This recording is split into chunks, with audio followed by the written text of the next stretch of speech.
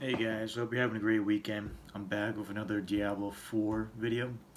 So we have an update. So it's been about 3 weeks since the announcement of Diablo 4.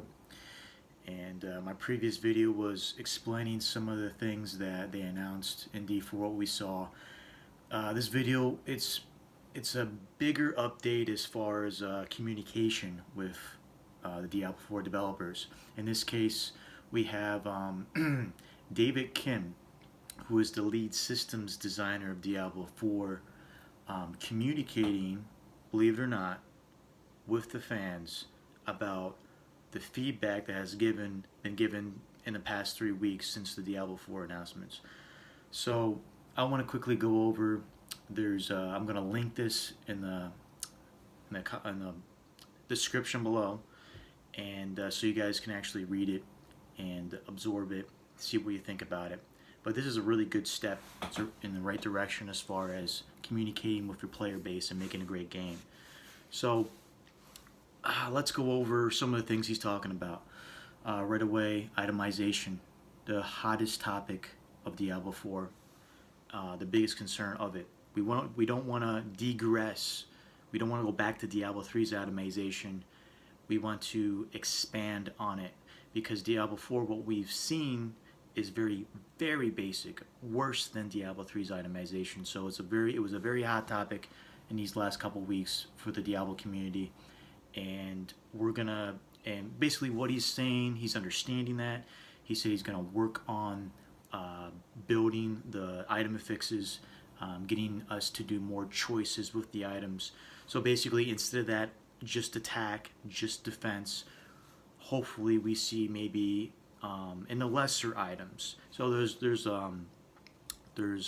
grays, there's blues, there's yellows, then there's uniques, sets. So as they keep going up the ladder, but we want not almost every item to be useful, but we want to incorporate other items that aren't uniques or legendaries or set items into our build to enhance our to just give us more choices, to make us unique and to make the character how we want the character to be. So it's a really good start for itemization. He also goes into elective mode, which I'm gonna be honest, I don't really understand what elective mode is. It says he goes on the UI, the user interface is not final, and they will support elective mode style skill selection. So skill selection and assignment will always be completely open for all players, is what he says. I guess it just adds more skills to your build, maybe defensive skills. I looked up it. I don't really understand it. We're just gonna move on.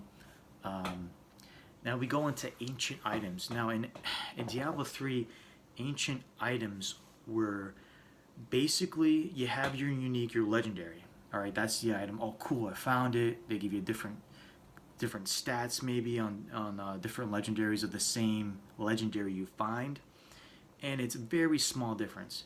Now the ancient legendary, it phenomenally increases the stats on the same legendary that you found that was just a normal, not an ancient.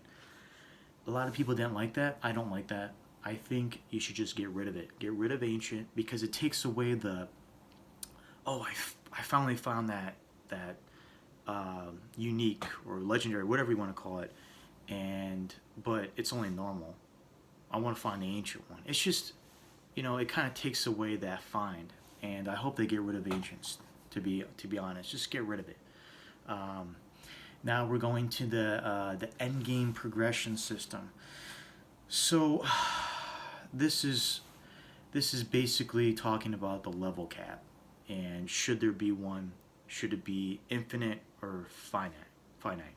So I prefer, like I said, I'm a little Diablo 2 bias. I think Diablo 2 is such a better game than D3, and this is one of the reasons why, because you had a cap of level 99 in D2, and it was really, really, really hard. Only the most grindiest players got to that cap of 99, and it didn't exceptionally increase your power, your stats, but it did give you a little bit more boost.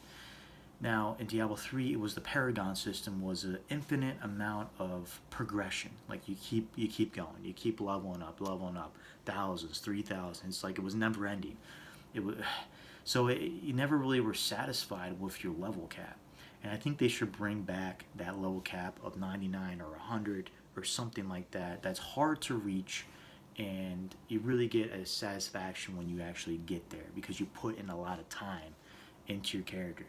So he goes on to talk about the sources of power and where's my power coming from when I build that character that I worked on very hard. Where's that power coming from? Is it just coming from the skills only? Is it coming from the items only? So what we need to do is, as your character levels, well, he should be stronger than at 50 than he was at level 1 without the items. So skills, that's why the skill tree, you put points into your skill tree to develop that skill.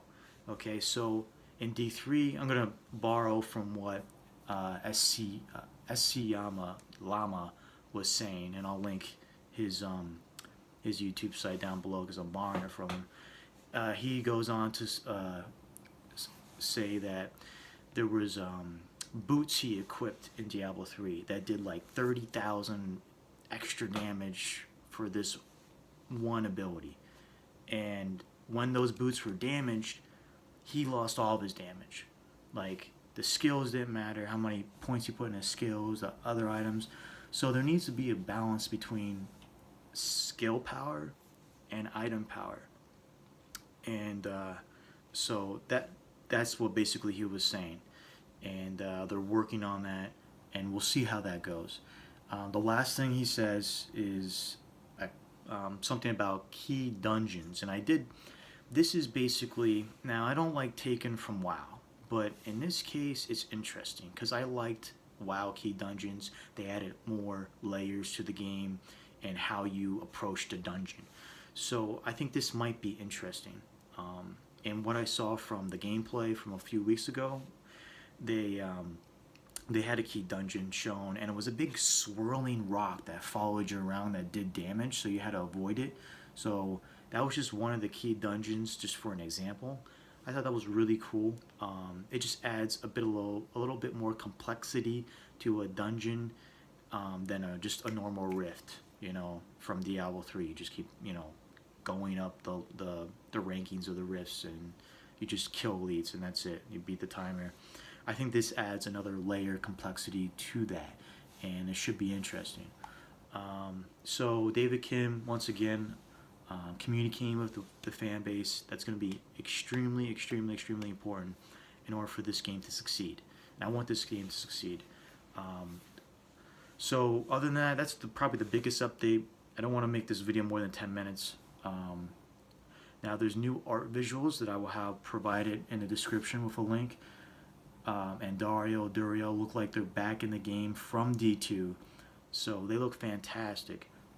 The art for this game has been incredible. I have not had a problem with it. I'm glad they're going back to where it should have been never left. So there's a video I want to link down below explaining more of that art direction. The game director, I think his name is Luis Baranga, and the art director's name is John Mueller. And they go on to kind of describe what their direction was as far as art and making the game darker. So they were basically taking what they quote-unquote called the painting of Diablo 3 and putting a darker lens on that with the new engine, which I think is completely different from Diablo 3. A little bit, for the combat style is the same, which the combat style was good. So now we're going into the direction of the tone of Diablo 1 and Diablo 2. And I am getting vibes that from the gameplay we saw, definitely going in that direction. So, and that's what that video that I will link below is talking about. And it's a good watch. So it's only like 3 or 4 minutes long. And basically this is all good news. It's almost coming up 10 minutes, so I want to end it. So I'll have the links available down below so you guys can check things out. And hey, I'll see you next week. Later.